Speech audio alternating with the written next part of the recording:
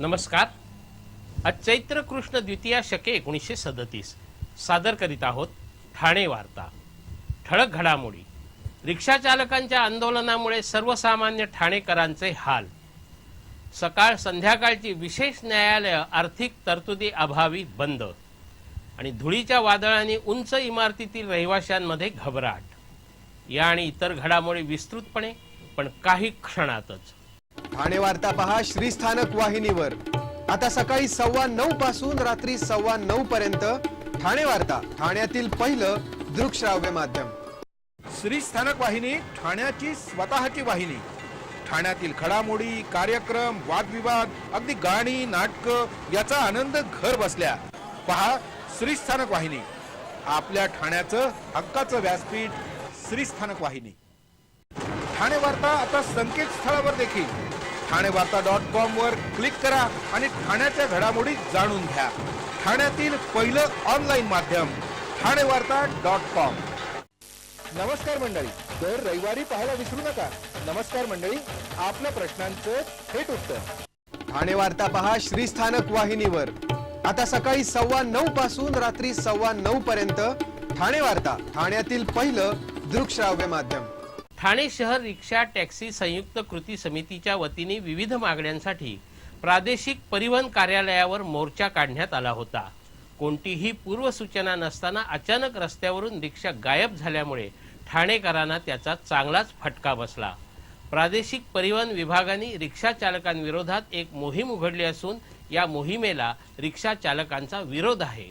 हा विरोध दर्शवण्यासाठी समितीच्या झेंड्याखाली प्रादेशिक परिवहन कार्यालयावर मोर्चा काढण्यात आला होता.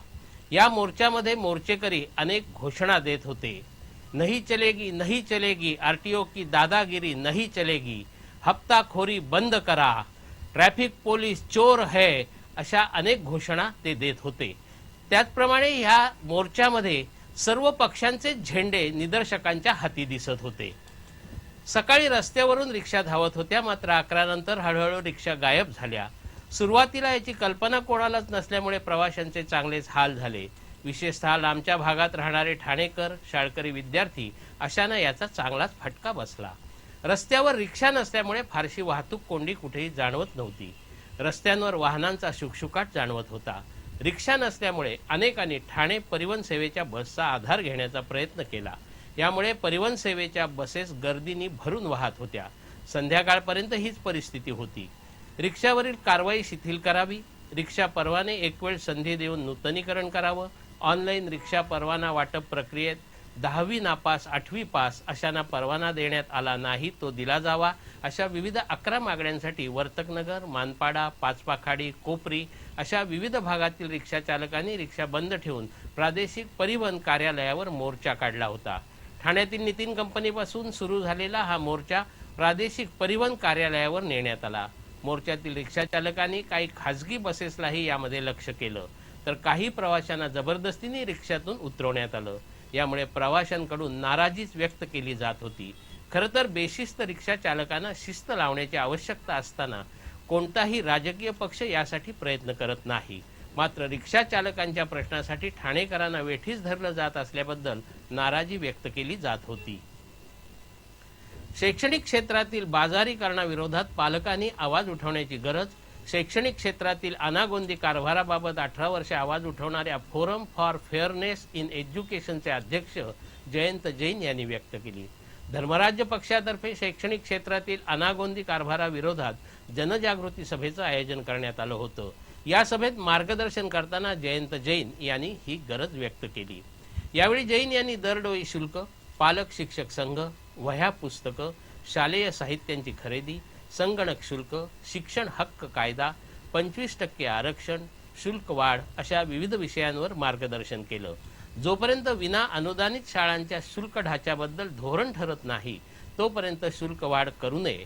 दरडोई शुल्क वेगवेगळ्या मार्गाने घेणं बंद करावं. शाळांमधून शैक्षणिक साहित्याची विक्री बंद करावी. प्रवेशासंबंधीच्या मुलाखती बंद कराव्यात. शाळा आणि खाजगी शिकवण्या घेणाऱ्या संस्थांमधील साठलोट बंद करावं आणि गैरकारभाराचे आरोप असणाऱ्या संस्थांवर कारवाई करावी, अशा मागण्यांसंदर्भात घेण्यात आलेल्या स्वाक्षरी मोहिमेलाही मोठा प्रतिसाद मिळाला. ठाणे वार्ता पहा श्रीस्थानक वाहिनीवर. आता सकाळी 9:15 पासून रात्री 9:15 पर्यंत ठाणे वार्ता, ठाण्यातील पहिलं दृकश्राव्य माध्यम. आपला परिसर स्वच्छ आणि सुंदर ठेवण्यासाठी ठाणे महापालिकेत सहकार्य करा.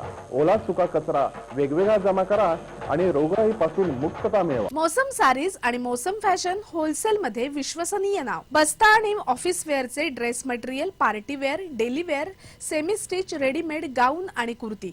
साडीमध्ये शालू, ghagra choli, bridal saris, traditional silk saris, Kanjivaram, Paithani, designer saris आणि बस्त्याच्या साड्या. फक्त मौसम सारीज आणि मौसम फॅशन मध्येच, तेही होलसेल दरात किरकोळ विक्री. मौसम सारीज, कोर्ट नाका, सीकेपी हॉल जवळ, खारकर आळी, ठाणे. मौसम फॅशन, मौसम सारीजच्या वर, पहिला माळा, ठाणे.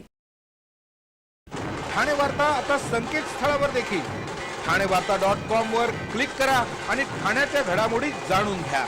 ठाण्यातील पहिलं ऑनलाईन माध्यम ठाणेवार्ता.com. डॉक्टर आणि रुग्णांचं पिढ्यानपिढ्यांचं जिव्हाळ्याचं नातं म्हणजेच डॉक्टर बेडेकर हॉस्पिटल. आता अत्याधुनिक सोयी सुविधा आणि तंत्रज्ञान युक्त वंध्यत्व निवारण केंद्रात IVF आणि टेस्ट ट्यूब बेबीचीही सुविधा. Doctor Bedekar hospital, Maharshi Karvepath, Thane. 65 वर्षांची निरंतर सेवा. Jaipuri jewellery exhibition cum sale, 50% बचत.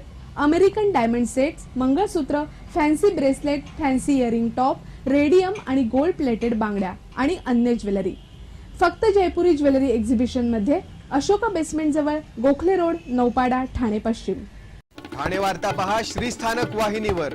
आता सकाळी 9:15 पासून रात्री 9:15 पर्यंत ठाणे वार्ता, ठाण्यातील पहिलं दृकश्राव्य माध्यम. न्यायालयांमध्ये प्रलंबित असलेल्या प्रकरणांचा लवकर निपटारा व्हावा म्हणून नेहमीच्या न्यायालयाव्यतिरिक्त सुरू करण्यात आलेली सकाळ आणि संध्याकाळची विशेष न्यायालय बंद करण्याचा निर्णय घेण्यात आला आहे.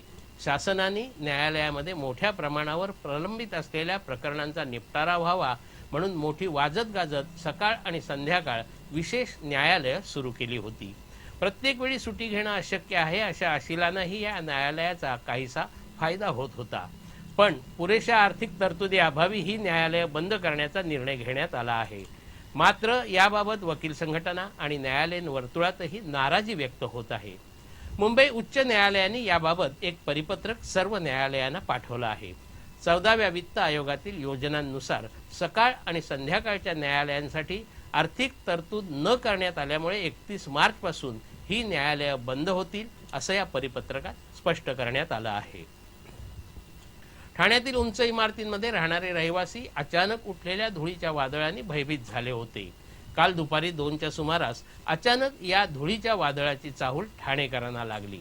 जोरदार वावटळीसह उंच आकाशात हवेत उठलेल्या धुळीकणांनी वातावरण धुसर बनलं होतं. रस्त्यापासून 50 फूट उंचीपर्यंत सारं काही आलबेल वाटत असलं तरी उंच इमारतीतील रहिवाशांना या धुळीच्या वादळाचा मोठा त्रास झाला.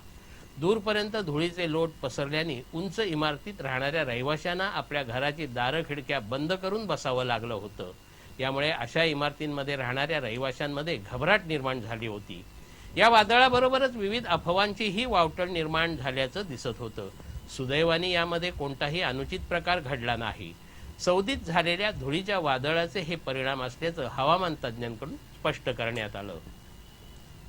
ठाण्यातील चोरट्यांनी आता बंद पडलेल्या कंपन्यांना लक्ष केलं असून बंद पडलेली अख्खी कंपनीच चोरट्यांनी गायब केल्याची तक्रार श्रीनगर पोलिसांकडे आली आहे. मुलुंडमध्ये राहणारे नितीन कुमार अगरवाल यांची वागळे इस्टेट रस्ता क्रमांक 27 मध्ये आयनामेड इंजिनिअरिंग अँड मेटल वर्क्स ही कंपनी आहे. ही कंपनी गेली अनेक वर्ष बंद आहे. चोरट्यांनी या कंपनीची व्यवस्थित पाहणी केली आणि 6 महिन्यापूर्वी कंपनीचं छत फोडून कंपनीत प्रवेश केला. कंपनीतील मशिनरी आणि कागदपत्रांसह 5 लाखांचं सामान घेऊन पोबारा केला. चोरट्याने अगदी कंपनीचं गेटही लांबवल्याने चोरीचा हा प्रकार उघड झाला. पॉर्न स्टार अशी ओळख असलेल्या सनी लिओनला प्रत्यक्ष पाहण्यासाठी ठाण्यात काल झुंबड उडाली होती. सनी लिओन आपल्या चित्रपटाच्या प्रसिद्धीसाठी काल कोरम मॉलमध्ये आली होती. अवघ्या 20 मिनिटांसाठी आलेल्या सनी लिओनला पाहण्यासाठी तरुणाईंनी गर्दी केली होती. एक पहेली लीला हा सनी लिओनचा नवीन चित्रपट प्रदर्शनासाठी तयार झाला आहे. 10 एप्रिलला तो सर्वत्र प्रदर्शित होणार असून या चित्रपटाच्या प्रसिद्धीसाठी सनी लिओन कोरम मॉलमध्ये आली होती. यावेळी तिने उपस्थित तरुणाईशी संवाद साधला. सनी लिओनला आपल्या मोबाईलमध्ये टिपण्यासाठी युवक युवतींची चढाओढ सुरू होती. विनापरवाना भारतात घुसखोरी करणाऱ्या 7 महिलांना ठाण्याचे मुख्य जिल्हा आणि सत्र न्यायाधीश R. गांधी यांनी 9 महिन्याच्या साध्या कैदेची शिक्षा आणि प्रत्येकी 1000 रुपयांचा दंड ठोठावला आहे. ठाणे ग्रामीण पोलिसांनी मुमताज मंडल, मुनिरा काझी, अमीना लष्कर, उमिदा यादव, लकी शेख, इमामुल शेख आणि अलमीन शेख अशा 7 बांगलादेशी महिलांना अटक केली होती. यापैकी कोणी घरकाम आणि कोणी अन्य मजुरीची कामं करण्यासाठी भारतात पारपत्राशिवाय आल्या होत्या. त्यांच्यासोबत असलेल्या मुलांनाही पोलिसांनी ताब्यात घेऊन त्यांना भिवंडीच्या बाल सुधारगृहात ठेवण्यात आलं होतं. मुख्य जिल्हा आणि सत्र न्यायाधीश R. गांधी यांनी 7 महिला आणि त्यांच्या मुलांना शिक्षा संपताच स्थानिक पोलिसांनी त्यांची रवानगी त्यांच्या मूळ देशात करावी असेही आदेश दिले आहेत.